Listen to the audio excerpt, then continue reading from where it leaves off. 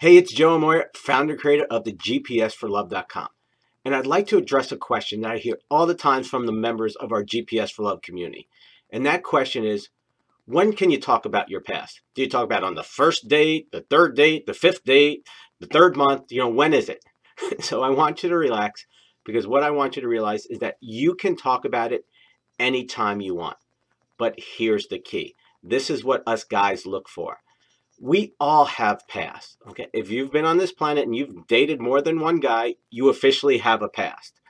The key is, are you okay with your past? Did you learn from it? And is it going to affect that guy going forward? You see, if you're still hung up on your ex, you don't have trust issues, you don't like men, you think all men are scumbags, well, you know what? Guys are going to pick up on that, and guys are going to go, whoop, red flag, red flag. There's some stuff here. This woman's not emotionally available, so I got to run.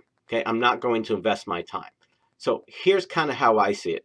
See, when I was back in the dating world, I wanted to find out quickly, is there any stuff there? Is there any stuff with this woman that's going to affect me in having a healthy relationship with her? So I would ask questions, not to interrogate, but just as a natural state of curiosity. Have you ever been married before?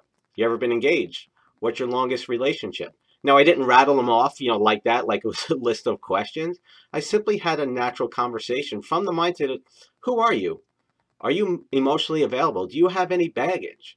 Because that's what affects a person from having a healthy relationship. And look, this works two ways. I'm not saying that it's just on women. Guys do the same thing. And so just as a guy is sizing you up, you want to be sizing him up with the mindset, are you the kind of guy I'm looking for? Do you have any stuff there? Especially a lot of members of our GPS for Love community are divorced. And a lot of divorced people have baggage. They have trust issues. They have intimacy issues. They have emotional issues, whatever it may be. And I'm not saying that's good, bad, or indifferent. It is what it is. But if you're going to spend the rest of your life with someone, you need someone who's complete with their past. And what I mean by that is that you need someone who accepts that they have a past and that they've learned from it, and they're going to use that past to make their future better. So, like when I was dating my wife, I walked away from an engagement 30 days before getting married.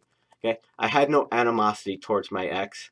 I didn't have any trust issues. I simply looked at that relationship and go, that kind of sucked, but I learned a lot from it, and I became a better person, and I'm going to use that to make my future better. And so that's what you want to look at. If you're dating a guy and he's talking about how he's been screwed by his ex-wife, or how he doesn't trust women, or all women are gold diggers, whatever it may be, that's a sign, that's a red flag that he's got baggage. That's the stuff you want to pay attention to. And conversely, it works the same exact way. If you've got some stuff, you don't trust men, you've got some issues, you've got some insecurities, then you know what? You've got to address that. If you're going to have the kind of relationship that you really want, you got to go back and you got to meet that stuff head on. You got to take some mirror time and you got to deal with it, clean it up, and then you'll be ready to have the kind of relationship you really want. Because what happens is that if you're not in the place emotionally where you need to be, you're going to attract the wrong kind of guy. You're going to get a guy who's going to feed off those emotions. You're going to get a guy who's going to try and control you, who's going to manipulate you because he knows what your weaknesses are. He knows how to push your buttons. And that's not going to lead to the kind of relationship you really want. And GPS for Love, that's what we're all about. So that's my take on the situation. I'd love to hear what you think. When do you think it's okay to start talking about your past? As always, put your comments down below. We love hearing from you. It's an honor and privilege. I'll see you next time. Much love.